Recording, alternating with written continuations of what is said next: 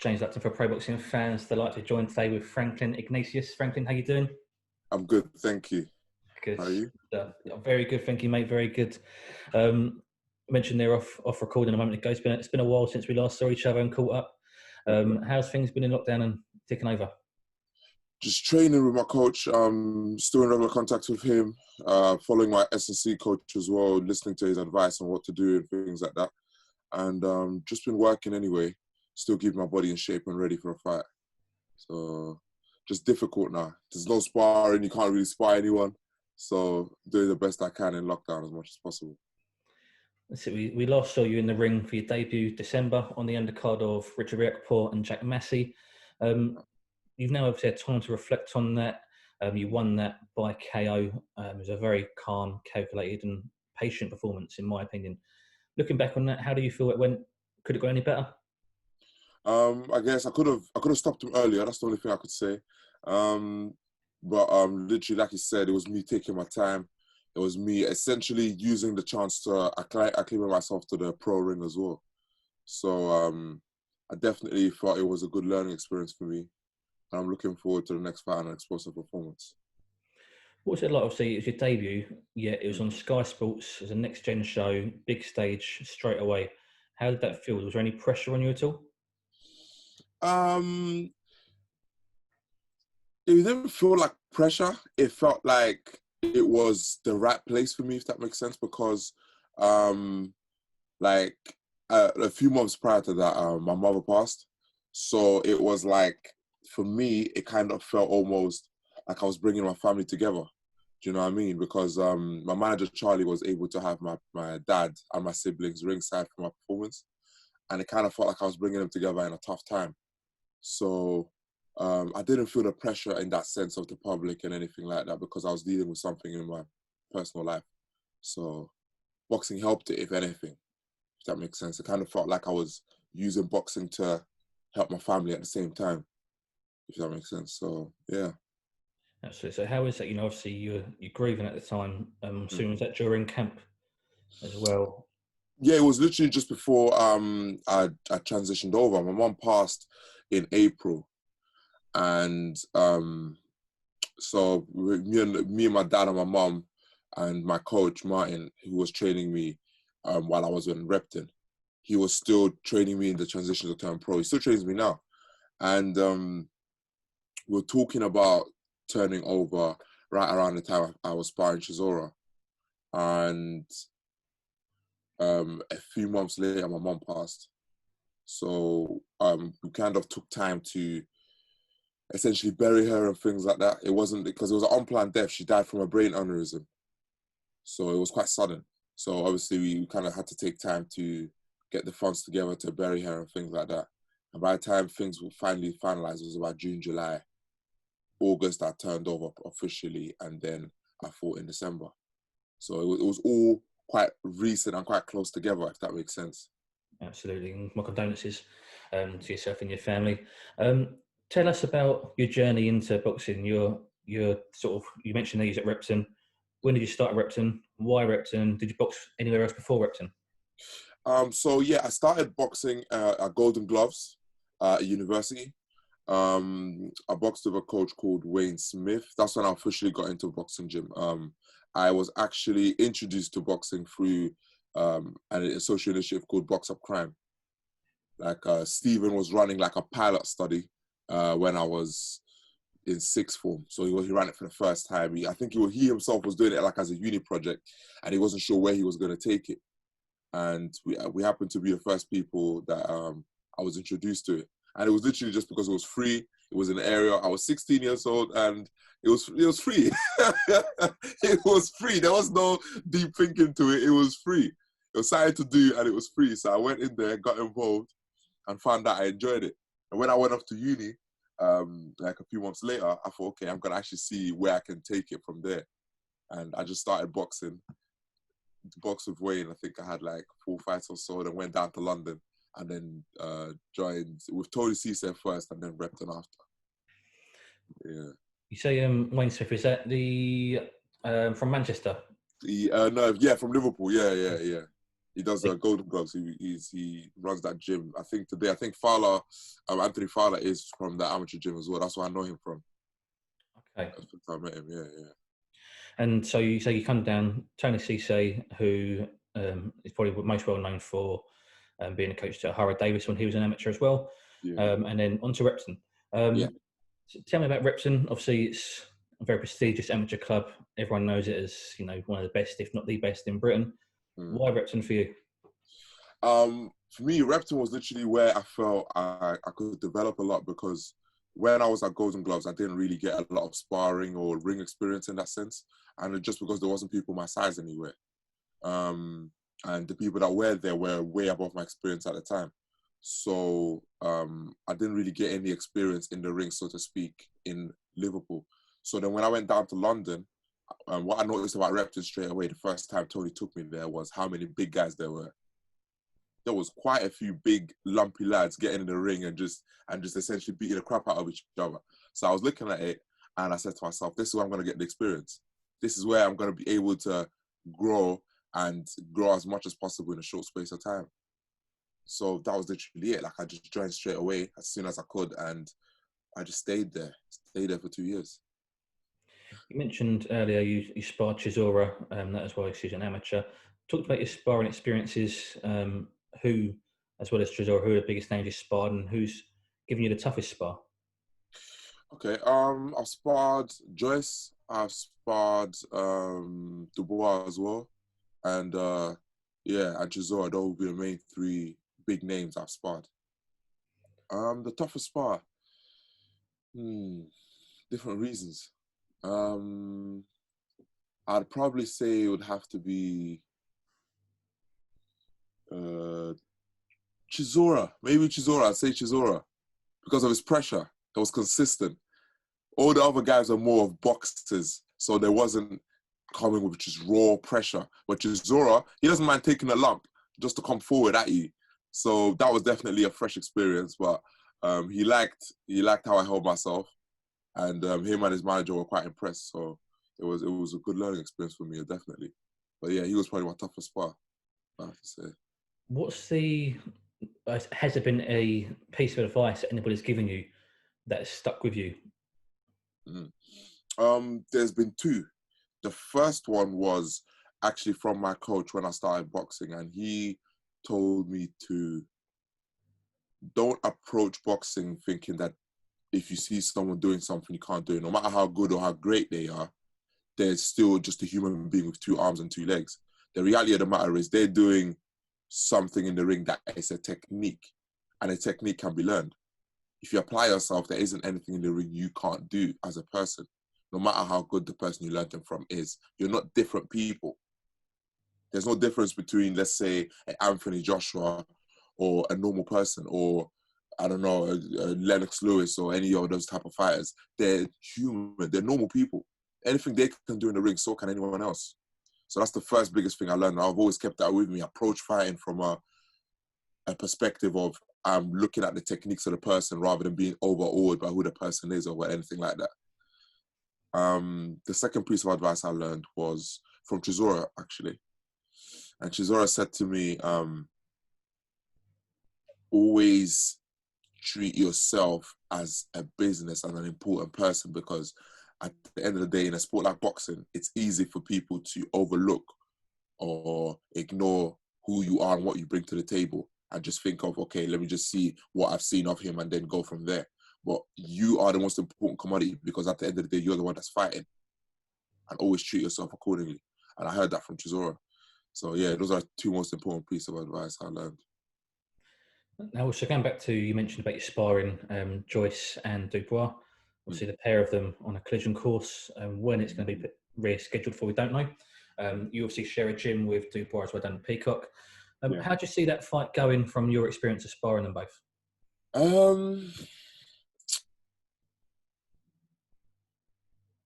It will be interesting because I think they both have strong points over the other. There's no one clear winner in the fight, I think.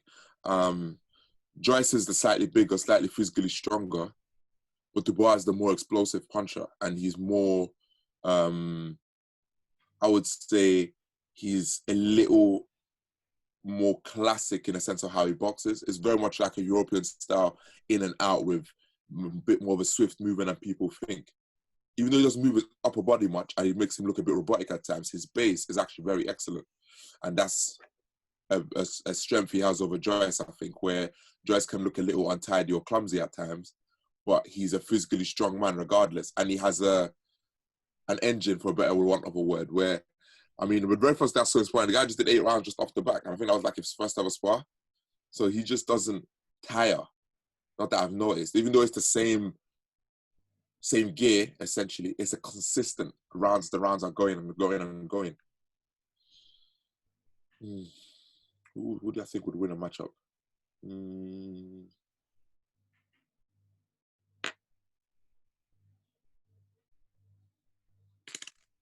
Before you decide who you think is going to win, you mentioned Dubois is very explosive. We know he's got that knockout power. Joyce is known for having a good chin. How important or how good is Joyce's chin going into this fight? I think it's going to be important because Joyce actually has to essentially take some fire. Dubois is a come forward operator. It's pure and simple. He's not necessarily someone who's going to change how he boxes mid-fight or anything like that. He's going to stay the same way all the rounds. So it's up to Joyce to impose his game plan on him if he wants to win. So that means he's going to have to take some fire in the beginning because Dubois is going to resist and he's going to have to impose it anyway. It's up to him. I'm not sure if he can do it, but regardless, he's going to have to take the punches, at least in the beginning. So that's the way I see it. With the winner, obviously Dubois is still very young. He's a little younger than Joyce is. They're talking about the winner being sort of potentially ranked top 3 in one of the organising bodies. Do you think both men are ready for the world level? Joyce probably more than Dubois in terms of experience. But Dubois might actually be able to go in there and grab a title, but it depends because at the minute, Fury, Wilder, and White are the ones vying for the top spot. Essentially, they're the ones in the mix somewhere, and it might be a little too early for him to be dealing with those guys because he's got time on his side, like he said. Do you know what I mean? So, but it depends on his management, really, how they feel about it. If they feel he's ready, then they'll put him in anyway. So it just depends. And before I get your prediction on that one, also your other sparring partner, Chisora, he was scheduled to be fighting Usyk. Yeah. How do you see that going, and how do you see Usyk's transition to heavyweights? I actually think Chisora is going to win that one. Maybe, I don't know if that's an unpopular opinion, but I think Chisora's going to win that one. And the reason why is because, like you said with the transition, Usyk, I think, is going to struggle a bit more than people anticipate. Because with heavyweights, it's not necessarily just about having the kilos on you. It's about being able to sustain a punch that the other person respects and then being also able to resist the punch coming back at you. So I don't doubt Usyk's chin because he's proven it again already with Joyce in the amateurs. But his ability to hurt other heavyweights is what I'm not so sure on. And I've been in the ring enough with Chisora to know that hurting him isn't enough. He will climb off the deck and just keep going. It's not really enough to just hurt him. Do you understand? You have to understand, it's a weird mentality to meet the first time you meet that in a ring, like in a professional ring, because most fighters, when you hurt them, they step back, they regroup, and then they come at you. So there's a lull, there's a pause. And then most fighters, obviously, you use that pause to take advantage. You either jump on them or you yourself catch a breath and then continue. Depends on how the spar's going. But Chisora doesn't have that pause, which is why a lot of the time he actually beats boxers that are technically better than him. Because where they're expecting him to take a pause and step back, he's not doing that. He's just going anyway. He's probably gassed out while he's going at you, but he's just going regardless. The only way to really stop a person like that is with punching power. You catch him with a punch that he doesn't see coming. And I'm not sure if Chisora's capable, if Usyk's capable of doing that. I saw his last heavyweight fight and he didn't seem to have that type of stopping power. I think that's what it would take to stop Chisora, to be honest with you. So, how much of a factor will Chisora's pressure be? You mentioned his pressure being such a vital part of his artillery. 100%. Has Usyk faced anybody who will pressure him like Chisora has? I don't think so. In the amateur, I mean, in the cruiserweights, I saw his fight with Gassiev, but Gassiev is a different type of fighter. I don't think Usyk has faced someone like that before. Not that I can think of, no. It's because it's more of a heavyweight style when you think about it, like type of Joe Frazier. It's more of a heavyweight type thing. Because in heavyweight boxing, size matters. It's just what it is. Size matters. So it's a strategy used in heavyweight boxing the same way leaning and shoving someone in a clinch and things like that. They're all heavyweight boxing. It's not really, you don't really see that in the cruiserweights or in the weights below that. So, yeah. Absolutely. Back to yourself. You mentioned briefly earlier your manager, Charlie Sims. How did you guys link up and how much of a help has he been for your career so far? He's been a tremendous help, actually. I met him I didn't meet him directly, but it was Josh, who Charlie works with, who saw me in Repton. So he's seen me sparring before that. And he was essentially, I think he was working as a type of scout for Charlie. And so he must have heard about my sparring with Chisora. And when I said I was interested in going pro, he was the one who recommended me to Charlie. And that's how we met. And what's Charlie done for you? Obviously, he looks after a lot of the Matchroom stable. What's he done for you? Obviously, I'm assuming he played a big role in getting you on the Next Gen show. Yeah, 100%. Like, he was the reason, the primary reason I was on there. He got me the opportunity, felt it was the right platform to essentially show what I'm about and take advantage of what he could do for me. And I did the best I could in that performance, I think. So he was happy. He was definitely happy. So we see a lot of amateurs turn to pro and they go straight into small hall level. They don't sign up with a manager, anything like that at all. How important do you feel Charlie's role is in your career, but also for anybody else as well who may be looking to sign or turn over? I think a professional, like I said before, with Chisora's advice, professional boxing is very different to the amateurs. In professional boxing, you're a business. So like any business, you need a good manager to look after it. And that difference means that getting yourself with a manager who knows what he's doing and knows how to navigate and deal with you is vital. There's nothing wrong with going to small hall shows. I know a lot of fighters who've come from that background. O'Hara, like you said, was one of the first fighters I could think of. And but if you don't navigate that water properly to then be able to go on any other shows or be able to market yourself, it's difficult sometimes. A lot of fighters are not able to make the transition and they end up giving up in boxing or not taking their career as far as they could have, simply because they didn't get the support they needed, or they didn't get into themselves in the positions they needed to take their career further. Absolutely. And just wanted to touch on the sort of top end of the heavyweight division. You mentioned earlier, obviously, Dillian Whyte, Deontay Wilder, Tyson Fury. Of course, Anthony Joshua is up there as well. The fight everyone wants to see is Fury and Anthony Joshua. Yeah. What's your thoughts on that fight? How badly do you want to see that? I love that fight, man. I love that fight. I want to see it. Like, I look at it and it's got everything that I love about a fight. Two fighters, they're both punchers. They both know what they're doing and they both want to tear each other in half. I love it. Like, I just love everything about it. I understand that Wilder has this contractual thing in the way. He wants to, muscle in, and I understand why, but I want to see that fight, man. I want to see that fight. I just want to see it. I think you and the rest of the world as well. Also, Dillian Whyte, obviously his situation with WBC, he's been mandatory for a stupid amount of days now. For somebody like yourself who's coming into the sport as you're 1-0 now, looking at that level and seeing what they've done with Dillian Whyte and the frustrations and struggles he's had to get a shot, does that worry you at all? At the end of the day, I don't really think about things like that, because the most important thing for me as a fighter is my development, my skill set, and me growing as much as possible. So the biggest thing I'm always focusing on is my growth as a fighter. Things like what fight happens, what fight I get next, and who it happens with, these are not things that I'm in control of. I can't control these things, so I focus on what I can control, and that's myself.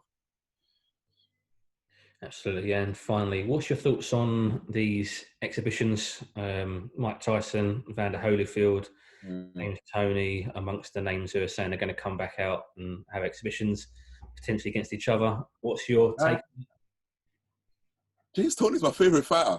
I would tell you, like, anyone who knows me from Repton will tell you, I used to always talk about him.